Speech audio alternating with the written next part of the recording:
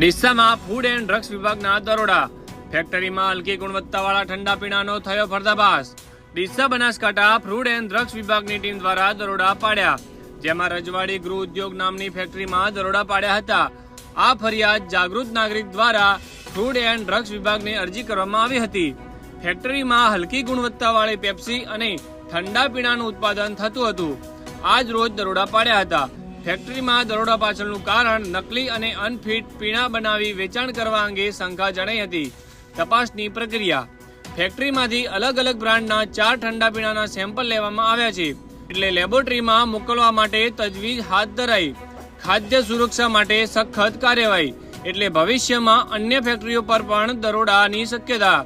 Lab ટેસ્ટના પરિણામો આવ્યા બાદ ફેક્ટરી સામે કડક કાર્યવાહી થશે। ફૂડ સેફ્ટી નોર્મ્સનું પાલન ન કરનાર વિરુદ્ધ કાયદાકીય કાર્યવાહી થશે। Bureau report, central Bharat news, Banaskantha.